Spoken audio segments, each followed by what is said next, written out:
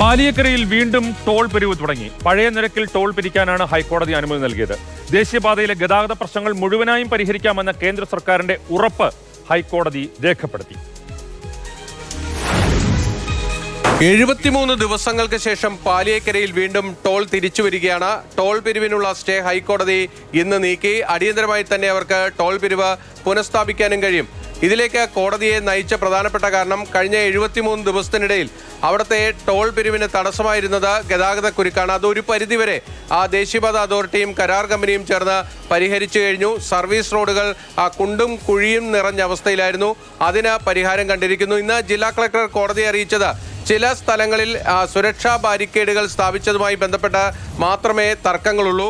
മറ്റെല്ലാ ജോലികളും അവർ പൂർത്തീകരിച്ചു കഴിഞ്ഞു. സർവീസ് റോഡ് ഗതാഗത യോഗ്യമാണ് എന്നതായിരുന്നു ജില്ലാ കളക്ടറുടെ റിപ്പോർട്ട്. അതുകൂടി പരിശോധിച്ച ശേഷമാണ് ഹൈക്കോടതി ടോൾ പുനഃസ്ഥാപിക്കാനുള്ള ഉത്തരവ് ഇന്ന് നൽകിയത്. കേന്ദ്ര സർക്കാരിനെ സംബന്ധിച്ചിടത്തോളം വലിയ ആശ്വാസകരമായിട്ടുള്ളൊരു തീരുമാനമാണ്. കാരണം കഴിഞ്ഞ കുറച്ചധികം ദിവസമായി അവർ ഈ ടോൾ പിരിവ് പുനഃസ്ഥാപിക്കുന്നതിന് വേണ്ടി വലിയ സമ്മർദ്ദമാണ് കോടതിക്ക് മുന്നിൽ ചെലുത്തിക്കൊണ്ടിരുന്നത്.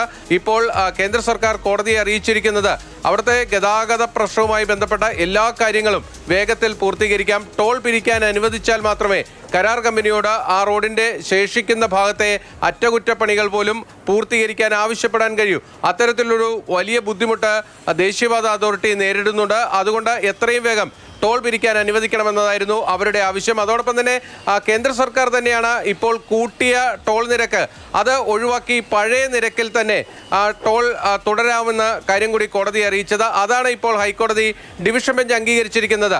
പഴയ നിരക്ക് തുടരാനാണ് കോടതി ഉത്തരവെങ്കിലും അതുകൊണ്ട് ഈ വാഹന ഉടമകൾക്ക് കാര്യമായ മെച്ചമൊന്നും ഉണ്ടാകാൻ പോകുന്നില്ല. കാരണം ഒരു ദിശയിലേക്ക് കടന്നു പോകുന്ന കാറിന് 5 രൂപയാണ് പരമാവധി കൂട്ടിയിരിക്കുന്നത്. ഇരുവശത്തേക്കും കടന്നു പോകുമ്പോൾ നിരക്ക് വർധന പ്രാബല്യത്തിലുമില്ല. അതുകൊണ്ട് കാര്യമായ മെച്ചമൊന്നും ഇതുകൊണ്ട് വാഹന ഉടമകൾക്കുണ്ടാകാൻ പോകുന്നില്ല.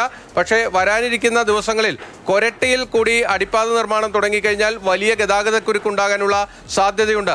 അതുകൊണ്ട് തന്നെ ഹൈക്കോടതി ഇത് മോണിറ്റർ ചെയ്യുമെന്നാണ് അറിയിച്ചിരിക്കുന്നത്. 10 ദിവസത്തിന് ശേഷം കോടതി വീണ്ടും ഈ ഹർജി പരിഗണിക്കും.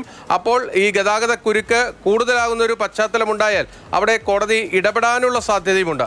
കൊച്ചിയിൽ നിന്നും ബിനിൽ, മാതൃഭൂമി ന്യൂസ്.